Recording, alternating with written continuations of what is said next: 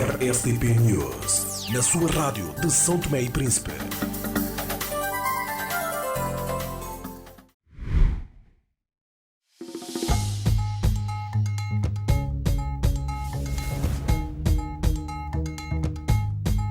Ao longo de 35 anos, a CST cresceu com e para as pessoas. Celebramos uma história marcada pela inovação e pela evolução tecnológica. O nosso sucesso é partilhado por todos. Juntos, construímos um futuro promissor. Olhamos para o futuro com otimismo, comprometidos em continuar a inovar e a servir o nosso país. 35 anos, CST, somos nós. Obrigado por fazeres parte da nossa história. Sem mais demora, avançamos para o nosso primeiro tema. Marcha do Dia Nacional contra o Abuso Sexual. São Tomé e Príncipe parou na segunda-feira para marchar por um dos direitos mais sagrados da infância, a proteção contra o abuso sexual, sob o lema Tolerância Zero ao Abuso Sexual de Menores.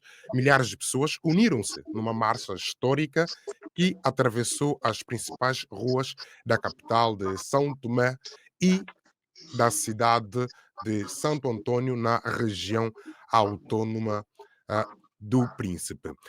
Começamos com o Marcelino Marques, uma análise do papel das escolas e professores na formação de uma cultura de proteção, o que falta ao sistema educativo nacional para ser de facto um pilar na prevenção de abuso sexual infantil, conforme apelou o Presidente da República.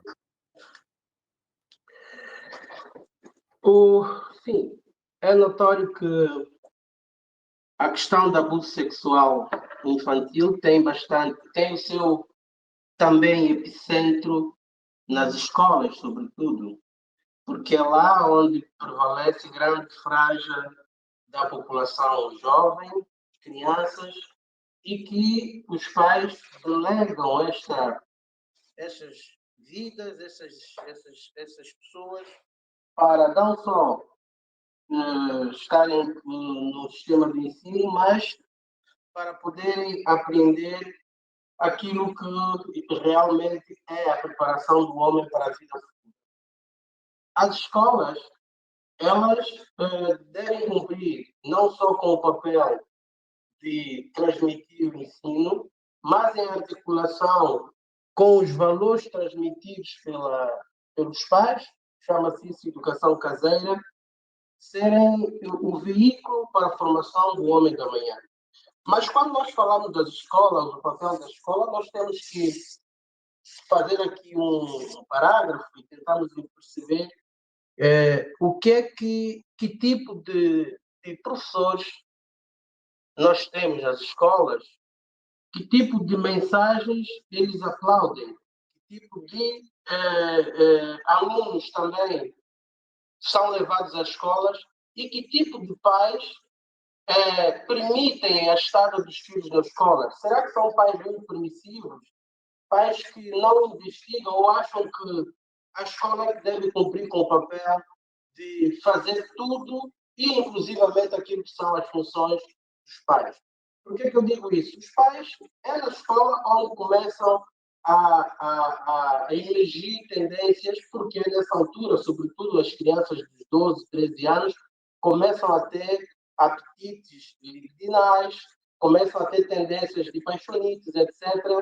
E é lá também onde deve haver um ponto de confluência e de controle, quer das escolas, quer dos encarregados de educação. O que é que a escola deve fazer? As escolas, além de terem aquilo que é o seu processo curricular, que são as cadeiras que devem lecionar, enfim, a escola deve fomentar ainda mais aquilo que se perdeu. Eu acredito que nos anos 90 ainda lecionava-se nas escolas, que era a educação, eu acho que o Liberato pode me corrigir, eu acho que é a educação cívica ou educação laboral. em que, além daquilo que era o conhecimento mais científico que se transmitia, as crianças eram ensinadas sobre aquilo que é a ética, a cultura, a educação.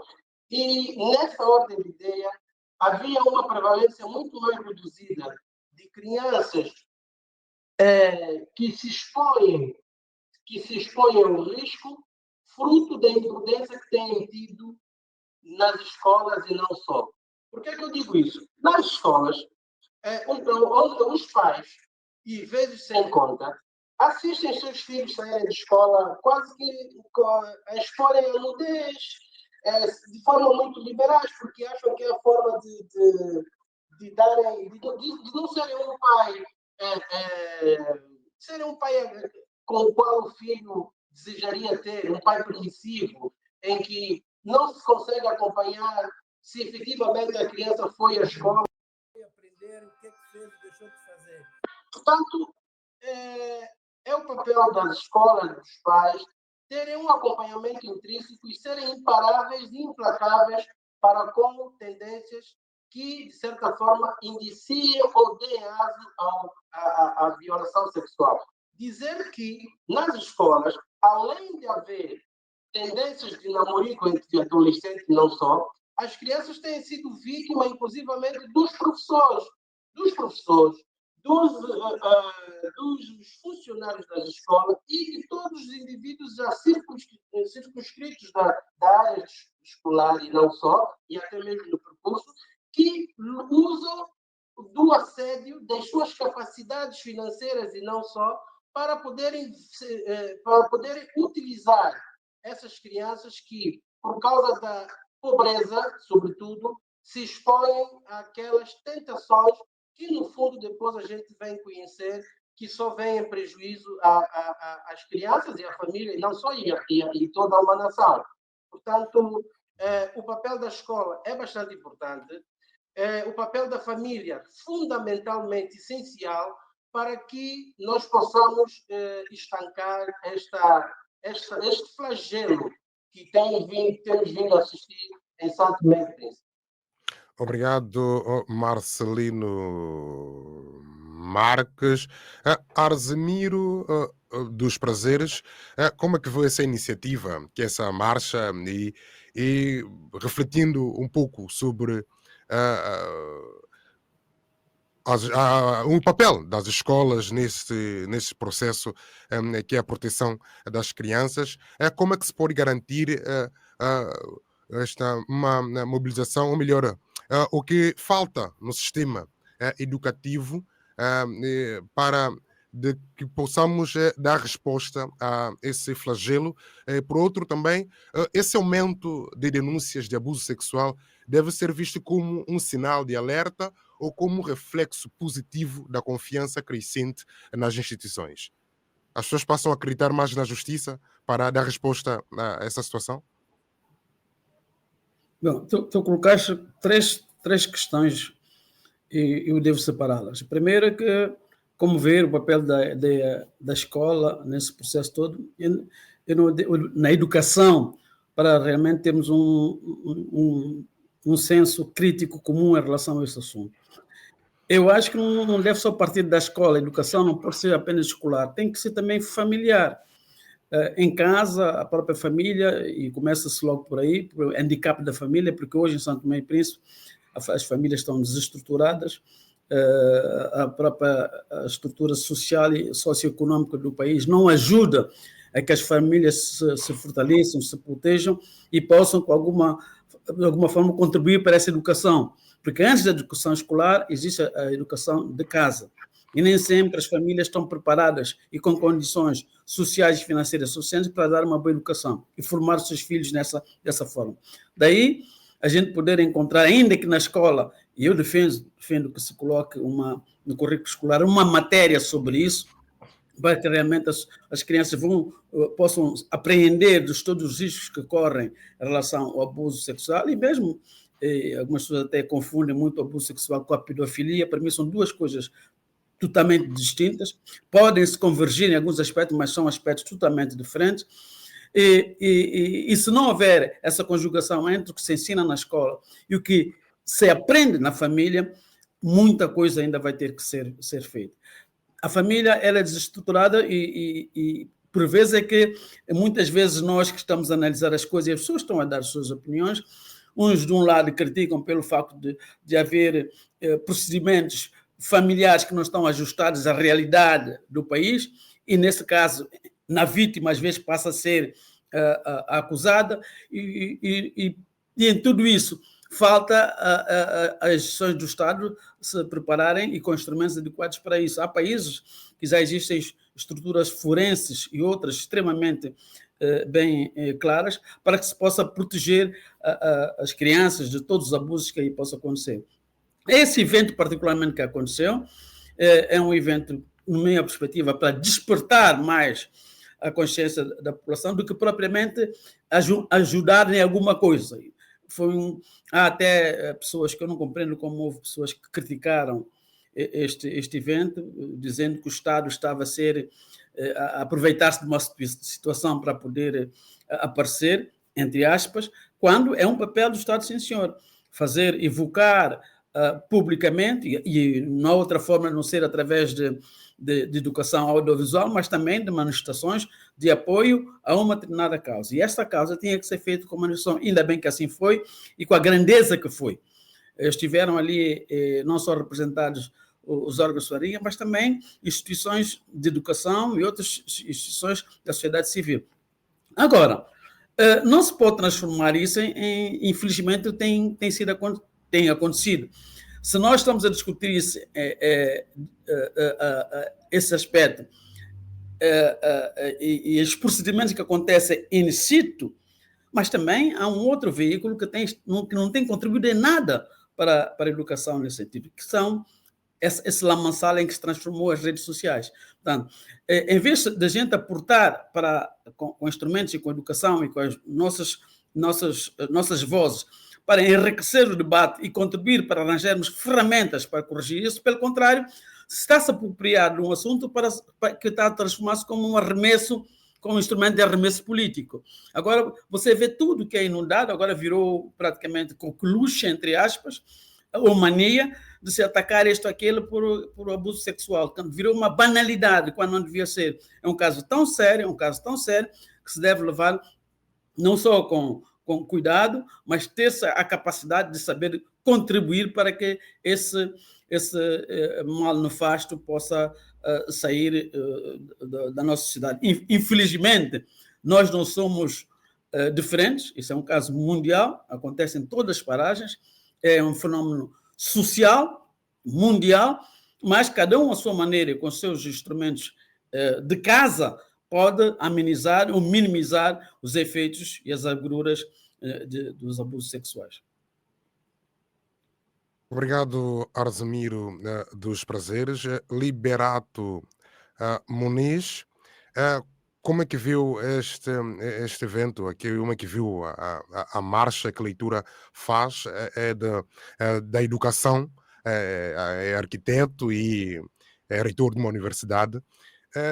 E nós, nos últimos tempos, também temos estado a registrar que muitas crianças, menores crianças mesmo, com diferentes vídeos mesmo até nas escolas. Há um vídeo até que se fez circular a nível do Facebook, de uma miúda até, que se comenta, que possivelmente é na sala de um dos diretores de uma das escolas, como é que a escola pode, então, colaborar para combater esse abuso sexual e a intervenção da própria família. Primeiramente, devo dar os parabéns ao governo, na pessoa também da Ministra da Educação, que fez estar presente e, de uma forma estratégica, conseguiu trazer muitos alunos para esta marcha. E ainda bem, porque com esses alunos conseguiu-se dar a dimensão, ou seja, uma maior dimensão a esse ato e mesmo a presença do Presidente da República. Eu julgo que isto é muito importante para que se diga um não, ou seja, um basta ao que vem acontecendo em São Tomé e Príncipe. O Arzemiro Prazeres disse sim, que isto é um fenómeno mundial, mas nós em São Tomé e Príncipe temos que estar mas muito mais preocupados com isso. E, nesse sentido, eu julgo que não é só o Estado, não é só o Ministério da Educação, tem que ser cada um de nós, tem que ser cada família a tentar fazer o seu trabalho. Se nós virmos bem a estrutura do país, a estrutura familiar do país, onde cada um tem só uma casinha com um quarto e uma sala e uma cozinha, onde toda a gente dorme junto, onde toda a gente praticamente vê tudo o que se faz. Então temos uma sociedade preocupante, onde a pobreza também ajuda para que esse caso seja um caso mais preocupante ainda. Então, nesse sentido, eu julgo que o próprio Estado tem que começar a dar mais atenção em relação às famílias, a forma como elas vivem, a estrutura que elas têm, como conciliar o seu dia a dia para que as coisas possam ser diferentes. E isso sim, então, interligando essas famílias às escolas, nós podemos encontrar, tendo bons professores, é preciso dizer isso, tendo bons professores, professores que queiram efetivamente participar na mudança de alguma coisa e que não sejam professores que só estão preocupados em ganhar dinheiro com a ajuda dos partidos políticos e muitas vezes quando eles próprios não sabem o que vão transmitir na escola. É isso que nós notamos quando eles chegam às universidades, que eles estão verdadeiramente despidos de conhecimento. Isso é culpa de muitos docentes que nós temos tido em São Tomé e Príncipe. Então, é preciso que o Estado ganhe consciência que isto é verdade. Eu tenho dito muitas vezes que nós, em São Tomé e Príncipe, nós fechamos os olhos para coisas importantes. Não. Nós temos que ter a consciência e fazer autocrítica de que é verdade, de que ela existe, para nós depois tentarmos mudar aquilo que está mal. Então, eu julgo que, particularmente nas escolas, onde os professores, no meu entender, não têm tido a consciência deste combate, é preciso que se faça um trabalho social mais profundo. Eu tenho dito muitas vezes que eu, de vez em quando, falo com pessoas que debatem esse problema da pedofilia e do abuso sexual em São Tomé e Príncipe, e muitos dizem, não, aquela menina era minha namorada. Como é que é namorada se ela tinha 14 anos? Então, eu aí realço o placar que a gente tinha na mão, criança não namora. Então, se a criança não namora, como é que os mais velhos podem estar a dizer que aquela criança é sua namorada? Então, esse aspecto cultural que nós temos já vem de muito tempo, temos que ter consciência de que ele é verdade para os combater. Este é um ponto. Há outro ponto que é, por exemplo, as jovens santomenses. De uma forma genérica, as mulheres jovens santomenses, jovens de 19, 20, 30, 35 anos, acham que as suas maiores concorrentes são precisamente as crianças de 14, 15, 16 anos. E muitas vezes elas tomam essas crianças como rivais e não como pessoas que elas têm que ajudar a crescer, ajudar a mudar a mentalidade, ajudar a fazer diferente. E enquanto isto acontecer em São Tomé e Príncipe, enquanto quem pode ajudar a combater, tomar essas pessoas como sendo rivais, nós não vamos conseguir dar o salto. Dificilmente consigo falar com uma jovem de 20, 30 e 40 anos que ela não diga, não, essas crianças são bandidas, sim senhora. Bandidas como se elas são menores. Então, temos que encontrar uma forma, e é preciso que isso seja urgente, que se faça a inversão de marcha em relação ao que nós temos tido em São Tomé e Príncipe. Então, eu deixo cá mais um alerta. Eu julgo que o Estado tem que estruturar em relação ao ensino, desde a pré-primária, no sentido de encontrar unidades curriculares que possam transmitir este conhecimento e de modo que esse conhecimento pode ser interligado às famílias que vivem em condições degradantes.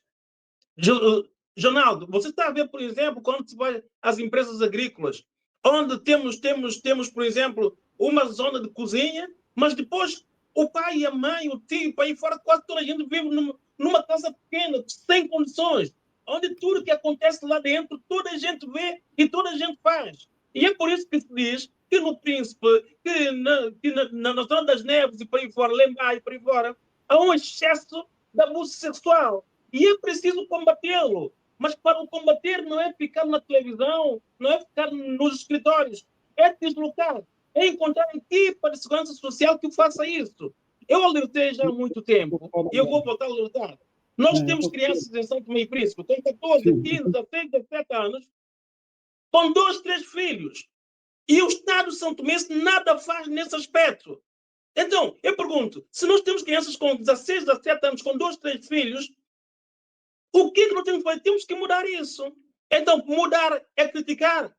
Mudar é pôr nas redes sociais. Não, mudar é ter ações concretas, é intervir, é ir lá, é saber como é que está, como é que se faz e como é que se pode ajudar. Se isso não acontecer, eu julgo que nós vamos caminhar para um caminho muito, mas muito mau. E com isto, como diz Azimiro, que tem feito nas redes sociais, onde hoje dá a impressão que isso é uma perseguição brutal em relação às pessoas, mesmo aqueles que fizeram ou que não fizeram, então vamos caminhar para uma coisa pior. Eu chamo aqui a atenção à consciência dos santomenses para aquilo que eles fazem. É preciso nós sermos responsáveis. É preciso nós sabermos aquilo que nós fazemos. É preciso nós respeitarmos as pessoas. É preciso nós termos cuidado com o futuro de cada um e protegermos verdadeiramente as crianças em São Tomé e Príncipe. Obrigado, Liberato Muniz. Marcelino Marques. Pois é, Judal, só para dar também mais uma chega relativamente a este flagelo, é preciso nós analisarmos aqui duas questões. Porque não basta apenas nós termos as escolas um espaço bonito, bem apresentável e professores muito bons nas disciplinas que lecionam, em que se for um professor de matemática ou de física, ele vem e simplesmente leciona essas cadeiras. Eu tive exemplo de pessoas que, em determinadas alturas, quando identificassem algumas debilidades pessoais por parte de alguns alunos, eles faziam um break, faziam uma travagem daquilo que estivesse a lecionar e davam uma aula de moral e cívica, abordando os alunos, sobretudo as colegas e não só, sobre os melhores modelos, as melhores posturas que deviam ter para que pudessem ser jovens bem-sucedidos. Deixando um parênteses que muitas vezes também os próprios professores tiram ou têm tirado proveito destas debilidades apresentadas por certas adolescentes, que digo que, felizmente, em São Tomé, os homens não têm sofrido de abuso sexual, porque talvez estaríamos a falar de uma outra realidade. E, no caso da família, qual é o ambiente que se cria na família? Como é que os pais têm por hábito acompanhar o desempenho dos seus filhos, não só em matéria das notas que apresentam, mas no horário que saem de casa, no horário que regressam, o que é que trazem, por que é que trouxeram, quem foi que lhes deu, o que é que os pais têm feito, o que é que nós temos assistido? Nós temos assistido famílias extremamente pobres, com diversas necessidades financeiras, mas que permitem que a sua filha, por sinal até meninas lindas, que podiam esperar a altura certa certa e aceitável para a entrada na vida sexual, mas os pais, por um fruto da pobreza, até aceitam os patrocínios que as suas filhas trazem para casa. Vamos ser mais práticos. Um pai ou uma mãe que ganha o salário mínimo em São Tomé, que vive inúmeras dificuldades, tem uma, duas ou três filhas adolescentes e que às tantas aparece com um iPhone. Quando é para fazer uma contribuição em casa, quando é para trazer a própria filha patrocina necessidades da família. Aí é que está a questão quando nós vamos falar dos abusos sexuais. Não que esteja com isso a aplaudir os aproveitadores desta prática, mas também estou a dizer que o ato que se dá por parte dos pais em aceitarem belezas dos filhos é como se fosse uma verba, uma exposição que os pais fazem para que pudessem trazer ou serem menos um peso para aquilo que são as necessidades dos filhos. E nós vemos no Liceu Nacional e em várias escolas, alunas adolescentes que falam de marcas de telefones, estamos a falar agora na era digital, falam de marcas de telefones que mesmo aqui na Europa, e não só, um indivíduo que ganha o salário mínimo ou que ganha acima disso, não ousa utilizar este tipo de telefones. Mas essas meninas, o que é que fazem? Usam. E o que é que os pais fazem? os pais não têm tido a responsabilidade de censurá-las, proibi-las para que esses objetos não voltem para casa.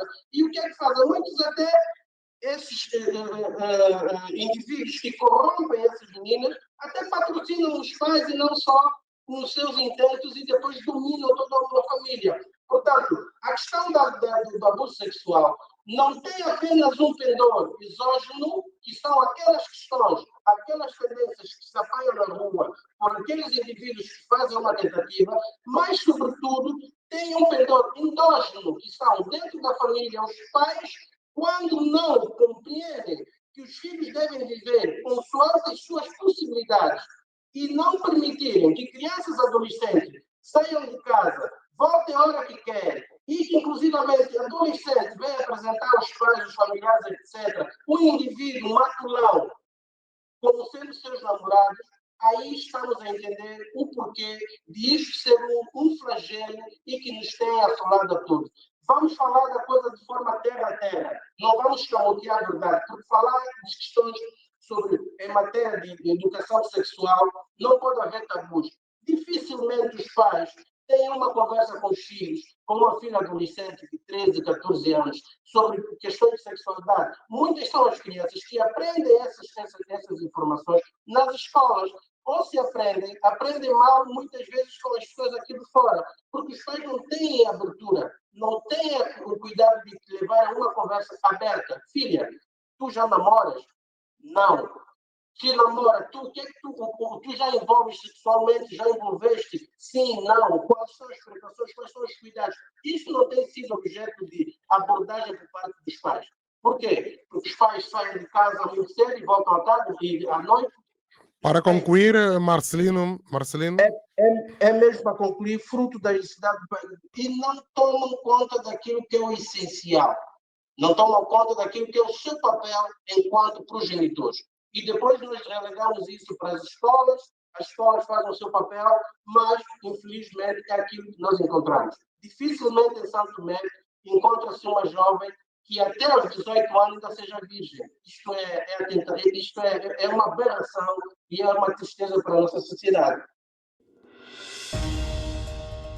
Quer receber sementes de coco do Ghana? Alargamento do prazo para a apresentação de propostas. O projeto de apoio às fileiras agrícolas de exportação PAFAI, implementado pelo Instituto Marquês de Valiflor, IMVF, em parceria com o Ministério da Agricultura, Pescas e Desenvolvimento Rural, financiado pela União Europeia e cofinanciado pelo Camões IP e pelo IMVF, informa que está aberto o concurso para obter sementes de coco do Ghana a nível de São Tomé. Estão disponíveis 8.300 sementes, incluindo variedades destinadas à produção de óleo e de água, que serão distribuídas aos requerentes selecionados mediante a assinatura de um termo de compromisso. Esta iniciativa enquadra-se no esforço do PAFAI de reforçar as fileiras de coco para óleo e para água. As informações e os formulários de candidatura encontram-se disponíveis online e na sede do PAFAI, no Ministério da Agricultura, Pescas e Desenvolvimento Rural e nas câmaras distritais. O prazo para a submissão da candidatura termina no dia 23 de maio de 2025 até às 16 horas. Não perca o foco. Vem aí a primeira edição do Foco Biodiversidade, o Fórum sobre a Conservação da Biodiversidade do Golfo da Guiné, um evento para celebrar a biodiversidade de Santo Tomé e Príncipe, de 19 a 22 de maio no Palácio dos Congressos, com apresentações literárias, palestras, exposições, feira interativa, workshop e muito mais. Não fique de fora e não perca o foco. RSTP News, na sua rádio de São Tomé e Príncipe.